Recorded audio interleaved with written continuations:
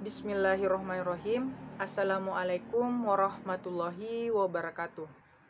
Perkenalkan, nama saya Andi Ahyar Wahab, NIM 2002045010116. Akan membawakan materi tentang mata kuliah filsafat ilmu dengan dosen pengampu yaitu Dr. Andes Haji Alimuddin S. Miru MPD dengan Prodi Pendidikan Teknik Elektro, Fakultas Teknik Elektro Universitas Negeri Makassar 2020. Pertama, perlu kita ketahui arti filsafat ilmu itu sendiri. Filsafat ilmu adalah bagian dari filsafat yang menjawab beberapa pertanyaan yang mengenai hakikat ilmu. Bidang ini mempelajari dasar-dasar filsafat, asumsi, dan implikasi dari ilmu yang termasuk di dalamnya antara lain ilmu alam dan ilmu sosial. Baik, berikutnya yaitu macam-macam filsafat. Yang pertama, filsafat ontologi, yang kedua, filsafat epistemologi, dan yang ketiga, filsafat aksiologi. Dari ketiga filsafat tersebut, filsafat yang saya akan bawakan terlebih dahulu yaitu filsafat ontologi. Filsafat ontologi berasal dari bahasa Yunani yaitu ontos yang artinya hakikat dan logos yang artinya teori.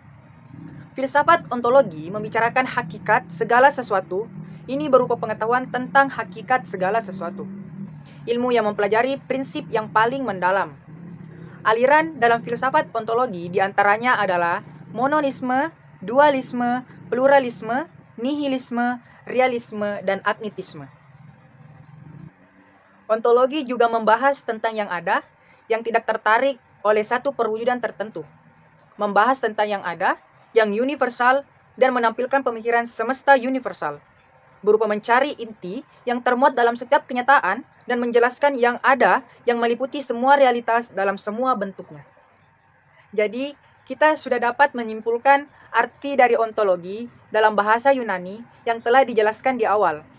Adapun menurut istilah, ontologi adalah ilmu yang membahas tentang hakikat yang ada, yang merupakan ultimate reality, baik yang berbentuk jasmani atau konkret, maupun rohani atau abstrak. Adapun manfaat dari filsafat ontologi yaitu sebagai berikut. Yang pertama, membantu untuk mengembangkan dan mengkritis berbagai bangunan sistem pemikiran yang ada. Yang kedua, membantu memecahkan masalah pola relasi antar berbagai eksisten dan eksistensi. Yang ketiga, bisa mengeksplorasi secara mendalam ranah keilmuan maupun masalah, baik itu sains hingga etika. Setelah membahas filsafat ontologi, adapun filsafat epistemologi. Sebelum kita membahas mengenai epistemologi, seperti yang kita ketahui bahwa epistemologi termasuk ke dalam cabang filsafat setelah metafisika dan sebelum aksiologi. Epistemologi secara etimologis berasal dari bahasa Yunani yaitu episteme atau pengetahuan dan logos yang artinya kata, pikiran, dan ilmu. Filsafat epistemologi merupakan cabang filsafat yang menceritakan tentang asal dan kebenaran objek. Aliran-aliran dalam filsafat epistemologi diantaranya adalah empirisme, rasionalisme, fenomenologi, positivisme, dan pragmatisme. Jadi kita dapat lihat epistemologi memiliki arti kata, pemikiran, percakapan mengenai pengetahuan atau ilmu pengetahuan. Cabang filsafat epistemologi membahas tentang sifat pengetahuan, dasar pengetahuan, dan pengetahuan yang didapat oleh manusia. Setelah mengetahui arti dari filsafat epistemologi, adapun fungsi epistemologi dalam filsafat ilmu, yaitu sebagai landasan tindakan manusia di kesehariannya, dasar pengembangan ilmu pengetahuan, dan sebagai sarana mengetahui kebenaran pengetahuan. Fungsi epistemologi dalam bidang keilmuan dapat membantu pengembangan pemikiran mengenai suatu masalah dan mendorong manusia berbagai kritis tentang suatu kejadian, sebab akibat, dan lain sebagainya. Dari hal ini, akan menimbulkan banyak pertanyaan yang muncul dalam pemikiran manusia yang memancing adanya keinginan untuk mencari jawaban dari pertanyaan tersebut. Selain itu, dengan berpikirnya manusia, sebuah temuan atau hasil pemikiran, teori, pendapat baru akan dihasilkan dan menjadi ilmu pengetahuan juga penguat dari ilmu sebelumnya. Baik, adapun contoh hasil pemikiran epistemologi, yaitu pendapat Isaac Newton mengenai penyebab mengapa buah apel jatuh ke bawah dari atas pohon, yang akhirnya menimbulkan pertanyaan dan pemikiran. Pada akhirnya, muncul teori hukum Newton dalam ilmu sains dan teori yang berasal dari apel yang jatuh dari pohon tersebutlah yang bisa kita pelajari sampai saat ini. Bahkan telah membantu dunia pengetahuan khususnya di dunia sains. Dari filsafat terakhir, bagi kita yang belajar filsafat ilmu, ada salah satu istilah yang sering kita dengar dan baca, yaitu istilah aksiologi. Pada tulisan ini, marilah kita sejenak kita mencoba memahami bersama dan sesungguhnya yang dimaksud dengan aksiologi itu sendiri. Aksiologi berasal dari bahasa Yunani yaitu axios yang artinya nilai dan logos yang artinya teori. Filsafat aksiologi merupakan cabang filsafat ilmu yang mempertanyakan bagaimana manusia menggunakan ilmunya.